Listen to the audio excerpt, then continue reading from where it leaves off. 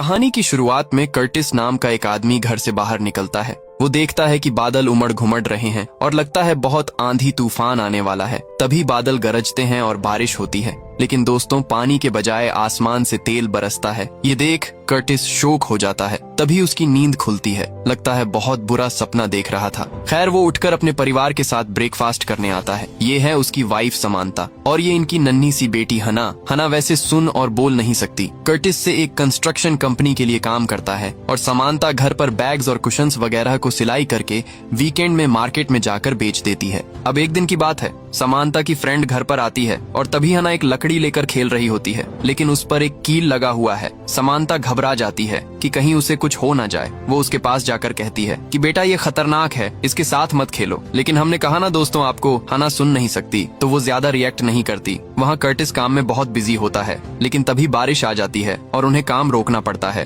फिर वो टाइम बिताने के लिए अपने साथी के साथ बार में जाकर पीने लगता है। यहाँ समांता हना को साइन लैंग्वेज में कुछ सिखा रही होती है। बारिश अभी भी नहीं रुकी। कर्टिस अपने साथी को उसके घर छोड़कर खुद घर आ जाता है तो समांता बताती है, आज मेरी फ्रेंड आई थी, पर हमारी हना तो पता नहीं उसकी बेटी के साथ खेलने के बजाय अकेले खेल रही थी। हमें इसको और ट्रेनिंग देनी होगी ताकि ये दूसरों के साथ घुल मिल कर रह पाए। अब अगले दिन कर्टिस घर के पीछे की जगह को सफाई कर रहा होता है, लेकिन तभी फिर से बादल आ जाते हैं, वो भी काले बादल, और बिजली कर्टिस के एकदम पास गिरती है। इनका डॉग भी बहुत भौंकने लगता है। अचानक वो रस्सी तोड़कर कर्टिस की ओर भागता है और उसके हाथ पे काट देता है। कर्टिस तो दर्द के मारे चीखता है और फिर एक बार उसकी नींद खुल जाती है और ये भी उसका सपना था। अब वो बहुत कंफ्यूज होता है कि उसके सपने इतने रियल क्यों दिखते हैं और इतने खतरनाक सपने आखिर आ क्यों रहे हैं उसको। उसकी बेटी रोज की तरह डॉग के साथ खेल रही होती है। कर्टिस जानता है कि डॉग ने उसे सपने में काटा था, लेकिन फिर भी उसको डर लगता है और वो हना को डॉग से दूर लेकर जाता है। समांता पूछती है,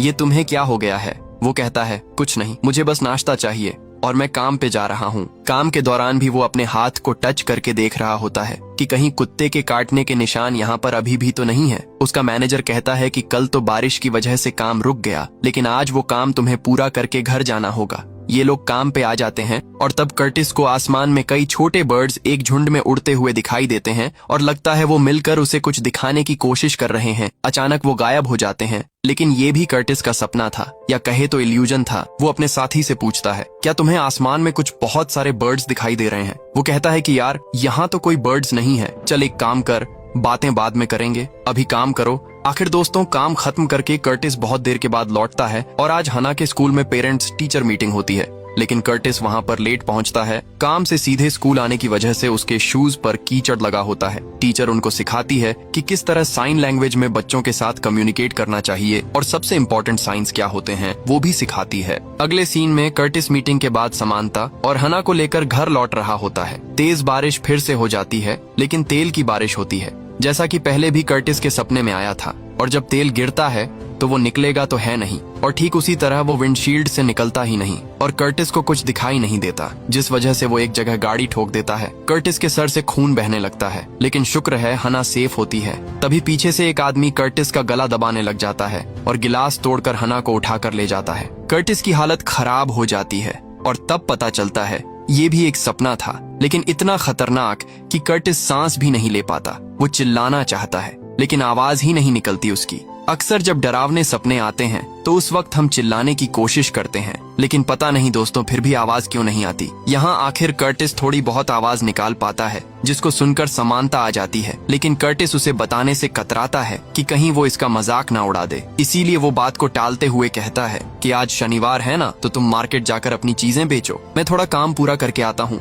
एंड जब समांता मार्केट चली जाती है तो कर्टिस गार्डन में एक फेंस बना देता है, जिसके अंदर वो डॉग हाउस बना देता है, क्योंकि उसको डर है कि कहीं उसका सपना सच ना हो जाए और डॉग उसको काट ना दे। एंड फिर थोड़ी सफाई करने के बाद वो बेसमेंट के दरवाजे को देखता है जो कई दिनों से बंद पड़ा हुआ है। वो बेसमेंट को भी साफ करने की सोचता है और बड़ी मुश्किल से चाबी ढूंढकर दरवाजा खोलता है। फिर वो बेसमेंट में जाता है। शाम हो जाती है और समांता भी मार्केट से सेल करके घर आ जाती है। लगता है आज अच्छी कमाई हुई है इसकी, और वो पैसे गिन रही होती है। बड़ी खुश भी होती है कि इस महीने जो हम वेकेशन पे जाने वाले हैं उसके लिए पैसे हो गए हैं। फिर वो कर्टिस से पूछती है कि तुमने डॉग को बाहर क्यों निकाल दिया, और वो भी फैंस के अंदर डॉग हाउस क्यों बना दिया तुमने। कर्टिस बहाना करता है कि अरे डॉग को बाहर रहना पसंद होता है, तुम्हें पता नहीं है क्या, उसका प्राकृतिक वातावरण वही है, इसीलिए मैंने उसे बाहर घर बनाकर दे दिया है। और तब दोस्तों न्यूज में दिखाते हैं कि एक घर में गैस लीक होने से ब्लास्ट हुआ और घर के सभी लोग मारे गए। ये सुनकर कर्टिस को भी अपने परिवार के लिए बहुत डर लगता है,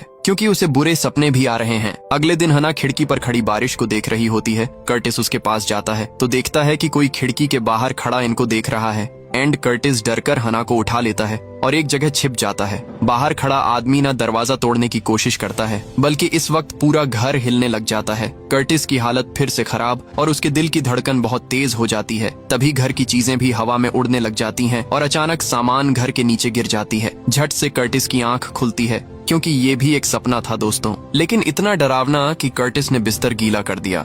अब इससे पहले कि वो बिस्तर निकालता समानता वहां पर आ जाती है, लेकिन कर्टिस नहीं चाहता कि समानता को पता चले कि उसने बिस्तर गीला कर लिया। इसीलिए वो जरा चिल्ला देता है कि मेरे पास मत आओ प्लीज। अब समानता तो उसके अजीब बर्ताव को समझ नहीं पाती। फिर कर्टिस तैयार होकर समानता से कहता है कि सॉरी, लगता है मेरी तबीयत थोड़ा खराब है, इसलिए मैं तुम पर चिल्ला दिया। एक काम करो, तुम रेडी होकर चर्च चली जाना, मैं थोड़ा काम निपटा कर कुछ देर में चर्च आ जाऊंगा, और हाँ साथ ही हना को भी मैं ही लेकर आऊंगा। अब समानता कंफ्यूज होकर चर्च चली जाती है। उसके बाद कर्टिस हना के साथ लाइब्रेरी में जाता है और हना को उसकी पसंद की किताब देखकर वो मेंटल इलनेस के बारे में कुछ बुक्स ले लेता है, क्योंकि वो जानना चाहता है कि उसे आखिर प्रॉब्लम क्या है। फिर दोनों सुपरमार्केट जाते हैं और कर्टिस ढेर सारे कैंड फूड खरीदता है जो कि इमरजेंसी सिचुएशन में काम आते हैं। अब जैसे ही वो घर आता है तो समानता की फैमिली आई होती है। कर्टिस चर्च भी नहीं गया तो सब उसको बड़ी अजीब तरह से देखते हैं। फिर कर्टिस बेसमेंट में जाकर सारा कैंड फूड वहाँ रख देता है और मेंटल इलनेस का बुक पढ़ने लग जाता है। उसमें कई सारे मेंटल कंडीशन का जिक्र किया होता है, लेकिन कर्टिस समझ नहीं पाता कि उसे क्या प्रॉब्लम है। एंड फिर वो एक डॉक्टर से मिलता है जिसे वो पूरी बात बताता है, पर डॉक्टर कहते हैं कि ये तो बहुत कॉमन बात है, चिंता मत करो।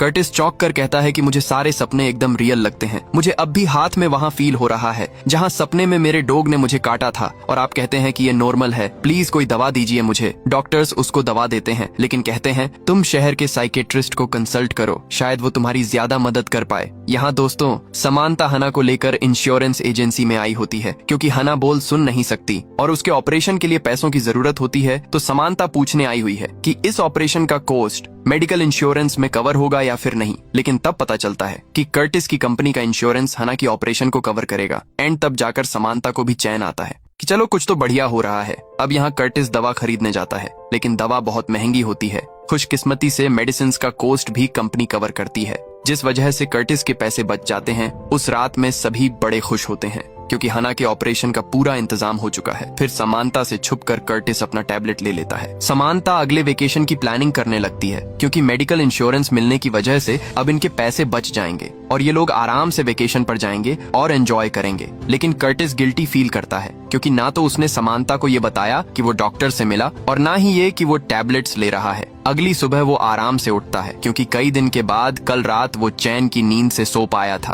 काम के दौरान वो अपने साथी से बड़े अजीब सवाल भी करता है कि अगर इमरजेंसी में बंकर के अंदर छुप जाना पड़े तो किस तरह के फूड की जरूरत पड़ती है। लेकिन यहाँ पर अचानक बादलों के गरजने की आवाज को सुनकर कर्टिस बहुत घबरा जाता है। पता नहीं उसे बादलों से क्या प्रॉब्लम है। वो अपने साथी से पूछता है तो वो तो डांट देता है कि यार यहाँ धूप में सर फटा जा रहा है और तुम पूछते हो कि बादल गरज रहे हैं। कर्टिस बेचारा बहुत परेशान हो जाता है और अचानक उल्टी करने लगता है। वो समझ जाता है कि अब चुप बैठने से कुछ काम नहीं होगा, मुझे शहर के साइकेट्रिस्ट के पास जाना ही होगा। वो तुरंत गाड़ी लेकर शहर की ओर निकलता है, लेकिन उसे बुरी तरह चक्कर आने लग जाते हैं और वो एक जगह गाड़ी रोक देता है। एंड उस जगह उसे कुछ कंटेनर्स दिखते हैं जिनका सेल किया जा रहा है। उसको देखकर कर्टिस को लगता है कि वो इसे खरीदकर अपने घर के पीछे एक बंकर बनाएगा, जहां इमरजेंसी में वो अपने परिवार के साथ सरवाइव कर सकता है। फिर वो अपनी माँ से मिलने जाता है, जिन्हें स्किज़ोफ्रेनिया है। जब कर्टिस छोटा था तब से उन्हें ये बीमारी हो गई थी। उन्हें अक्सर रियल जैसे दिखने वाले खतरनाक सपने आते थे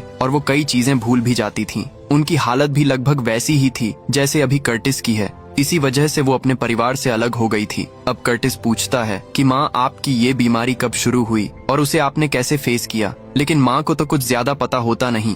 उनसे कुछ देर बात करके कर्टिस घर की ओर निकलता है। वो डॉक्टर को कॉल करके कहता है कि मैं शहर नहीं जा पाऊंगा क्योंकि मुझे चक्कर आ रहे हैं। इसी टाउन में कोई अच्छा साइकेट्रिस्ट है तो बता दीजिए। डॉक्टर कहते हैं कि मैं तुम्हें उनका नंबर भेज दूंगा, तुम टेंशन मत लो। उसी रात कर्टिस बंकर बनाने का कॉस्ट कैलकुलेट करता है तो पता चलता है कि बहुत पैसे लगेंगे। अगले दिन वो बैंक जाकर कहता है कि मुझे अपना घर रिनोवेट करना है। बैंक का लोन एजेंट तो कहता है कि तुम तो पहले से घर के लिए लोन ले चुके हो, अब अगर और लोन लोगे तो तुम्हें लौटाने में बहुत मुश्किल हो जाएगी और घर भी हाथ से निकल सकता है। पर कर्टिस कहता है कि मैं लौटा दूंगा, आप बस ये लोन पास करवा दीजिए। एंड इस तरह उसको लोन मिल भी जाता है। कर्टिस अपने साथी को बताता है कि मैं घर के पास एक बंकर बनाने जा रहा हूँ, प्लीज मेरी मदद करो। पर वो कहता है कि यार ऐसा करना इलीगल है, क्या तुम जानते नहीं हो इस बात को, और वैसे ये बेकार का काम कर क्यों रहे हो तुम। कर्टिस कहता है बस यार यूं ही ट्राई करना चाहता हूँ, प्लीज मेरी मदद करना। उसका साथी भी उसकी मदद करने के लिए मान जाता है। फिर कर्टिस टाउन की एक साइकेट्रिस्ट के पास जाता है जिन्हें उसके डॉक्टर ने रेफर किया था। कर्टिस उन्हें अपने सपनों और इल्यूजन्स के बारे में बताता है। वो पूछती है कि क्या तुम्हारे पेरेंट्स को कभी इस तरह के प्रॉब्लम हुए हैं। कर्टिस कहता है जब मैं छोटा था तब से मेरी माँ को बस यही प्रॉब्लम है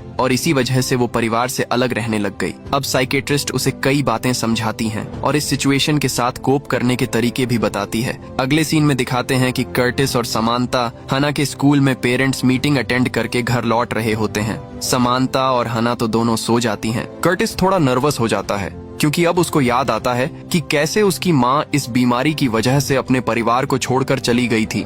कर्टिस को डर है कि कहीं वो भी समांता और हना को छोड़कर चला ना जाए। तो अगले दिन समांता हना को लेकर मार्केट जाती है और अपनी चीजें बेचकर घर लौटती है तो देखती है कि कर्टिस घर के पास बंकर बनाने का काम शुरू कर चुका है। समांता तो बहुत गुस्सा हो जाती है और पूछती है ये चल क्या रहा है और ये सब करने के पैसे आए कहाँ से तुम्हारे पास। इस पर कर्टिस बैंक लोन के बारे में बता देता है और ये सब सुनकर तो समांता फूट फूट कर रोती भी है। सोचती है कि कर्टिस ने मुझे ये सारी चीजें बताना जरूरी नहीं समझा। पर कर्टिस कहता है कि देखो इस वक्त भले ही मुझ पर तुम्हें गुस्सा है, लेकिन एक दिन तुम्हें पता चलेगा कि मैं जो कर रहा हूँ वो बहुत इम्पोर्टेंट है। दोस्तों यहाँ से कर्टिस अपनी टैबलेट्स लेना जारी रखता है। उसी रात कर्टिस नींद में थोड़ा तड़पने भी लगता है। समांता घबरा कर उठती है। लगता है कर्टिस फिर कोई बुरा सपना देख रहा है, लेकिन समांता ये बात नहीं जानती और तुरंत एम्बुलेंस को कॉल कर देती है। लेकिन जब एम्बुलेंस आता है तो कर्टिस कह देता है अरे मैं ठीक हूँ, हॉस्पिटल जाने की जरूरत नहीं है। फिर कर्टिस समांता को सब कुछ बता देता है कि उसे कैसे कैसे सपने आते हैं, उसे प्रॉब्लम क्या है। वो कहता है कि अक्सर बारिश होने का इल्यूजन होता है,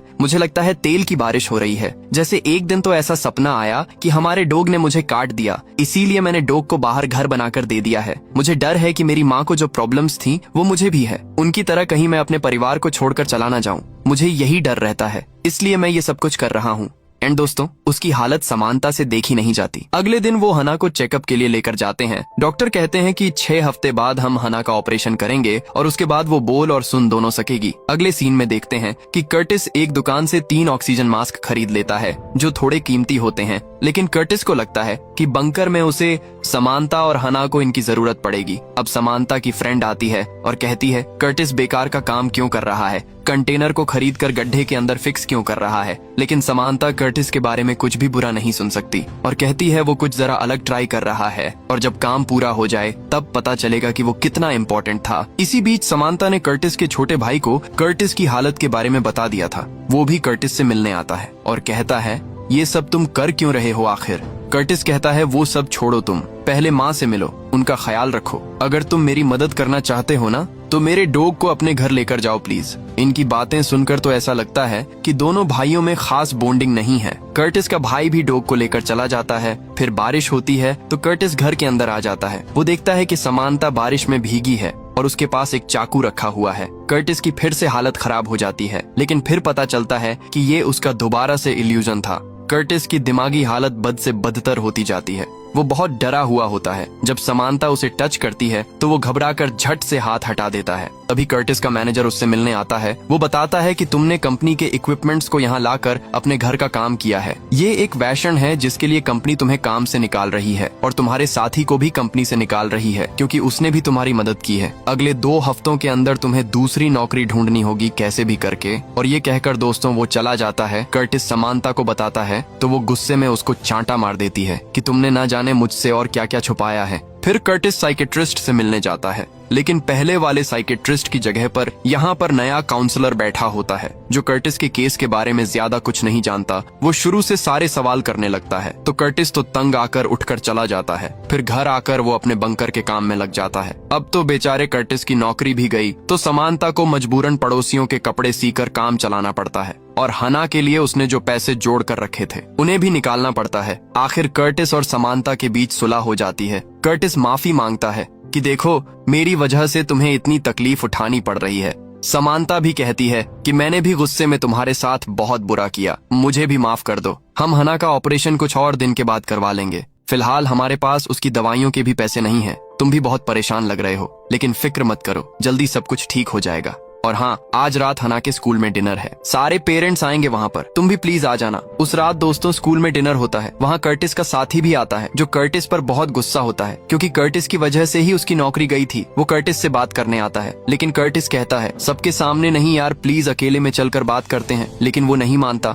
और सबके सामने कर्टिस से लड़ने लग जाता है, उसको धक्का भी दे देता है। कर्टिस भी थोड़ा गुस्से में उससे लड़ता है और तोड़फोड़ मचाने लग जाता है। वो दूसरों पर भी चिल्लाता है कि मेरी बात पर तुम सब विश्वास क्यों नहीं करते हो। जल्द ही एक खतरनाक तूफान आने वाला है और ये पूरा टाउन मिट्टी में मिलने वाला है। समांता परेशान होकर कर्टिस को किसी तरह वहाँ से लेकर जाती है। अब अगले सीन में दिखाते हैं तो हना को सड़क पर अकेला पाकर कर्टिस एकदम डर जाता है और तुरंत उसको उठा लेता है। तभी आसमान में हजारों पक्षी उड़ने लग जाते हैं। वो तेजी से इनको पार करके निकलते हैं। कुछ पक्षी इनसे टकराकर गिरकर मर भी जाते हैं और तब टाउन का इमरजेंसी अलर्ट बजने लगता है। कर्टिस घबराकर हना को लेकर घर के अंदर भाग जाता है। अचानक कर्टिस आंखें खोलता है तो वो अलर्ट अब भी बज रहा होता है, मतलब ये कोई सपना नहीं है। वो तुरंत समानता और हना को लेकर बंकर में चला जाता है।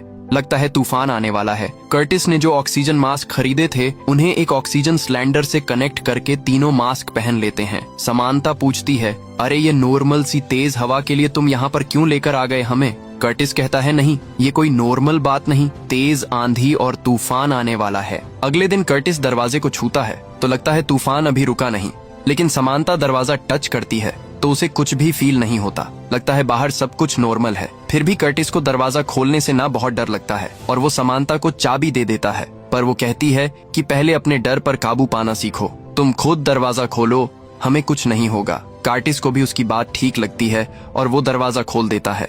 बाहर सब कुछ नॉर्मल, सिर्फ हवा की वजह से कुछ चीजें डैमेज हुई थीं। लेकिन ऐसा कुछ भी नहीं हुआ जैसा कर्टिस सोच रहा था। समानता कर्टिस को एक बहुत बड़े साइकेट्रिस्ट के पास लेकर जाती है एंड वो कहते हैं कि ये स्टार्टिंग स्टेज में है, इसीलिए जल्दी ठीक किया जा सकता है, लेकिन कुछ दिन कर्टिस को यहाँ अकेले में ट्रीटमेंट लेना होगा। आप लोग एक काम कीजिए, कुछ दिन उससे दूर रहिएगा। अब बेचारा कर्टिस ये सब कुछ करना तो नहीं चाहता, लेकिन कोई और रास्ता भी नहीं है उसके पास और वो मान जाता है। हॉस्पिटल में एडमिट होने से पहले कर्टिस एक दिन अपने परिवार के साथ रहना चाहता है। वो बीच पर अपनी बेटी के साथ मिट्टी का घर बनाकर खेल रहा होता है। समानता खाना बना रही होती है। अचानक हन्ना घबराने लगती है और कर्टिस को इशारे से बताती है कि तूफान आ रहा है। कर्टिस भी जल्दी से उसको उठा लेता है। तेज बारिश हो जाती है और वो भी तेल की बारिश। समानता जो घर पर थी वो बाहर आती है तो उसके हाथ पर तेल की बूंदें गिरती हैं एंड वो चौंक जाती है कि कहीं कर्टिस की बात सच तो नहीं है। वो देखती है कि समुद्र के ऊपर ढेर सारे काले घने बादल छाए हुए हैं और लगता है वो समुद्र के पानी को चूस रहे हैं। शायद खतरनाक आंधी तूफान आने वाला है।